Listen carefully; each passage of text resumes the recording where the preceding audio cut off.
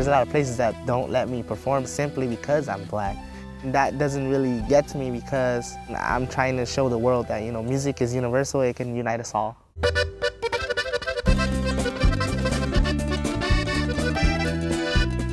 My name is Ryan Lowry, and I'm also known as El Compa Negro. El Compa Negro simply means the black friend. I sing regional música mexicana, banda, sierreño, norteño, mariachi. Yo soy negro claro, afroamericano, corazón y alma de un mexicano. Since I was little, I've been around Hispanics, so I mean, it actually comes natural with me, it flows out. I grew up in the streets of Compton. I lived in a neighborhood that was predominantly Black and Mexican.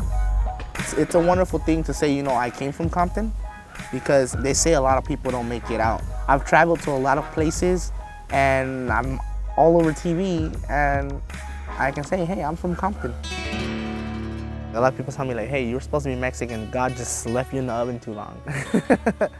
I know for a fact that I am African American, but yeah, I do feel like I live that life. I have lived a ranchero life. I've had horses, I've had roosters, goats, pigs, everything. I know how to saddle up a horse, get on and make them dance and everything. A lot of people misunderstand it and say, hey, you're trying to be Mexican too much. I'm like, well, there are American cowboys. There are people who use boots, and just that's what I was taught, what I've been around. But yes, like I said in my song,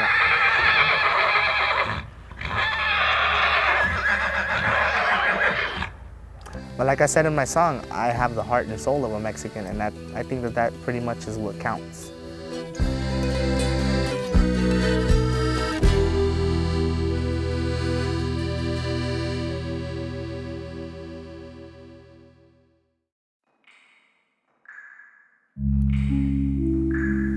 To play the instrument that is utilizing our gentle earth, it's like you are becoming one with the instrument in a very true way. You just sit and go, yes.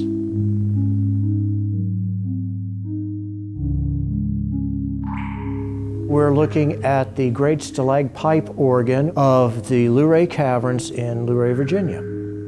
When I press a key, it sends an electrical pulse up to a rubber-tipped mallet, which strikes the stalactite, causing it to vibrate and producing an incredibly beautiful musical tone. The area that the strikers cover is roughly 3.5 acres, which then makes it literally the world's largest musical instrument. It is a very gentle sound, very peaceful. There's only one like it in the world, and it's something incredibly different and wonderfully beautiful.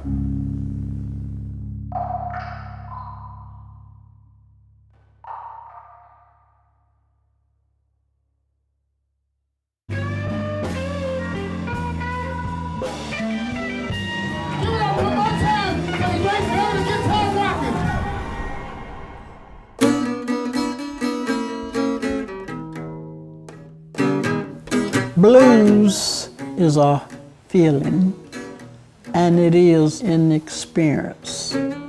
Blues is about something that happens in my life. Rock me all night long. My name is Beverly Watkins. I was born here in Atlanta, Georgia in 1939.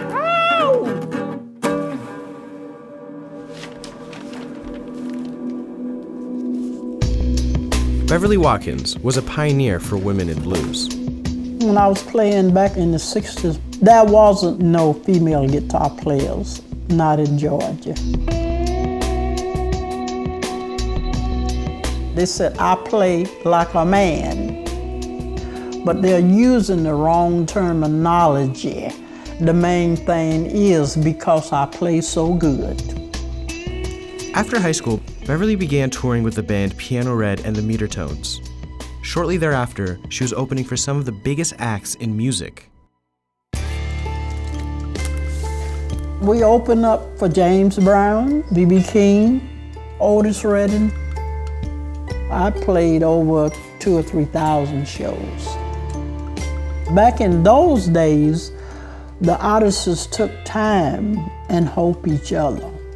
Her hard classic blues style has evolved over the last 60 years, touring with different bands and eventually going solo. I never stopped. When they said I should, I didn't pay them no mind, I kept going. Yes, it has gotten hard out there, you know. I clean houses, I worked at car washes, I clean offices, but I never stopped playing my music. And she has no plans on stopping anytime soon. Well into her 70s, she still puts on a show for the crowd. It is keeping me living, keeping me going. I'm gonna look good and have a good time and get up there and do my thing.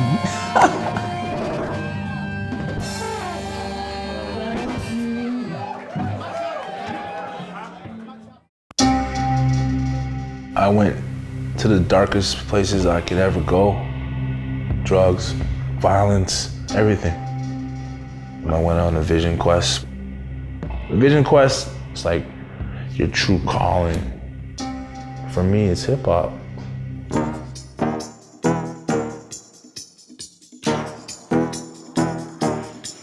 First, you should know that I have risen through the fire in colorful buckskin. The object of my desire is the color of my skin. First name, Jeremiah. Stage name is Dreezus. I am from the Cree and Anishinaabe tribes. Coming up in school, Native kids were always looked at like dirty, alcoholics, all the stereotypes. It really felt like we didn't have a voice, so hip hop became my voice. All the lies that I told, all the hearts that I broke, all the love I destroyed from the drugs that I sold. In the beginning, I thought that I had to be hard. Hip hop is about reality. And as I grew, I started to really speak about stuff that was really going on with me, as opposed to always trying to be that tough guy. Kings and beautiful head. This song, Warpath, was such an important moment in my life. I was really speaking to the warrior in Native males, to the warrior within us all.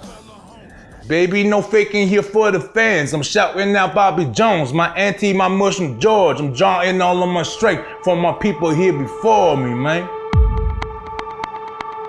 A lot of Native people, we don't see too many other Native people succeeding.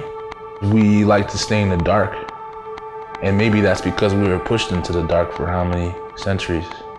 Maybe we're comfortable there now. I'm not cool with that, though. I'm trying to bring us into the light. You know, I'm ready to go. And I want to bring my people with me, for sure.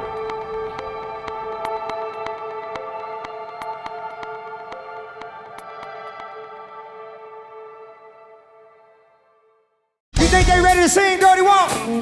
Yeah, let's see. You think they ready to sing, Jay? Let's get that sunshine shit going. Yeah. Come on, help me out now. Come on, shit. Every day sunshine. Every day sunshine. Back then, we get a lot of, you guys are playing that white boy music and we really don't listen to that, you know, and it's going too fast. To finally get to a place where there is now a sea of all the rainbows of people with a lot of black kids there, we're at the point of progress. I hear from a lot of people that call to say, well, you guys made it okay for me to feel like it was all right to be black in the rock. I hear that a lot. Brooklyn's Afropunk Music Festival was born in 2005 for alternative black culture. But before there was a space for celebration, a strong handful of bands were paving the way, like the band Fishbone. My name is Angelo Moore, frontman of Fishbone. I'm John Norwood Fisher, bassist for Fishbone. Fishbone was formed in the late 70s, and there was a Los Angeles, 1978. There wasn't too many bands that looked like us because an all-black band playing punk rock and ska, you probably counted on one hand.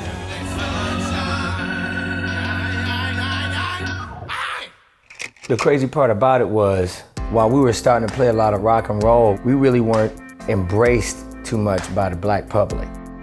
We were embraced a lot by the white public, so we get a lot of white kids coming to the show. Black people ain't supposed to play rock. That's not the stereotype. Black people are supposed to play R&B and funk and soul. If you got dreadlocks, you're supposed to be playing reggae. And if you put on a suit and tie, you play jazz. You can play jazz, right? Afropunk is a celebration of rock and roll, black music for everyone. It's incredible, and it draws in youth of color to say this is for you in a larger way than we did. You can be the beautiful black you and rock.